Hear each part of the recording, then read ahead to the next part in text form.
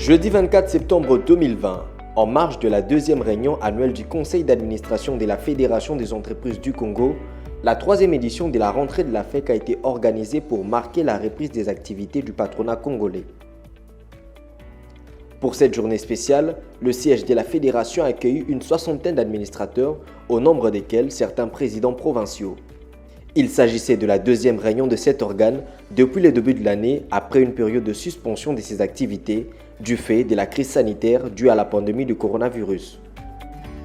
Sous la direction du président national M. Albert Yuma Moulimbi, les administrateurs ont traité plusieurs questions importantes de la fédération avant de se rendre au Pullman Grand Hôtel de Kinshasa, cadre choisi pour accueillir les dîners de la rentrée de la FEC. En présence des présidents de deux chambres du Parlement, ainsi que plusieurs personnalités sociopolitiques et opérateurs économiques congolais, le président national de la FEC a fait le diagnostic de l'économie congolaise. Il a ainsi évoqué le contexte difficile lié aux effets de la pandémie du coronavirus dans lesquels s'effectue cette rentrée. Il a en outre insisté sur le fait que la FEC est et demeure une organisation apolitique avant de signaler qu'il regrette le fait que de manière intempestive, des procédures judiciaires sont enclenchées à l'encontre de certains dirigeants des entreprises. Notre administration fiscale ne peut pas se comporter vis-à-vis des opérateurs économiques comme un instrument de contrainte au mépris de toute rationalité. Nous connaissons la situation des finances publiques du pays et oui, l'État a besoin de ses moyens pour ses actions sociales. Oui, l'État a besoin de ses moyens, il doit jouer son rôle régalien. Et je pense qu'il n'est pas normal que notre gouvernement, en cette période de basse conjoncture, tombe dans l'erreur d'acculer les entreprises par des contrôles fiscaux et parafiscaux, parfois par des services non habilités.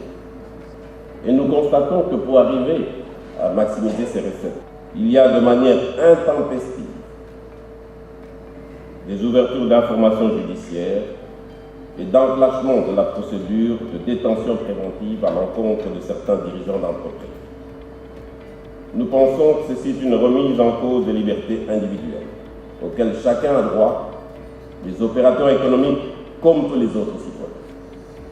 Il est essentiel que notre justice comprenne qu'à la garantie de l'accès aux droits et à une justice de qualité pour tous constitue un maillon essentiel de la chaîne de confiance que les acteurs économiques ont à l'égard du système étatique et qui détermine leurs décisions ou leur volonté d'investir. La FEC, et j'insiste là-dessus, n'est pas dans l'émotion d'un camp contre un autre, contrairement à l'affirmation de ceux qui voudraient réduire nos prises de parole publiques et notre engagement à des considérations extra-économiques. Non, la FEC est apolitique et n'a pas de camp. La FEC est apolitique et n'a pas de camp, si ce n'est le camp du peuple et du développement économique.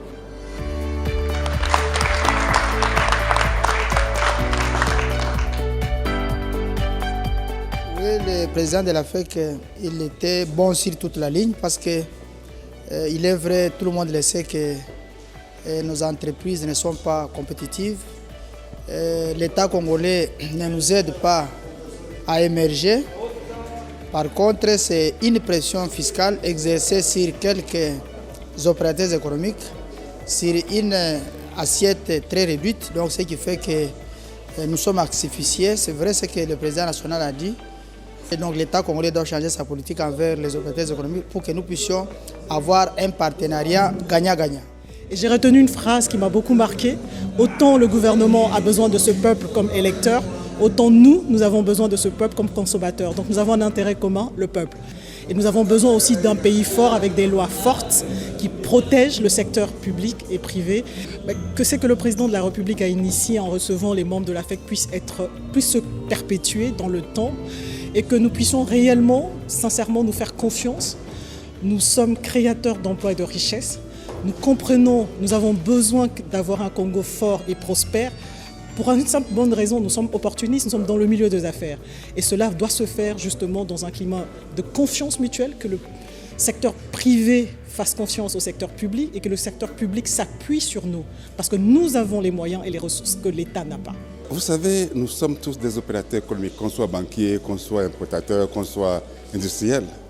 Et notre mission, c'est de contribuer à l'économie de ce pays. Alors, quand j'écoute le discours du président et quand je regarde les enjeux qu'il a évoqués, tout est d'actualité. Mais en même temps, ça nous interpelle en ce sens que nous avons pour mission, chacun en ce qui le concerne, de contribuer au développement de ce pays.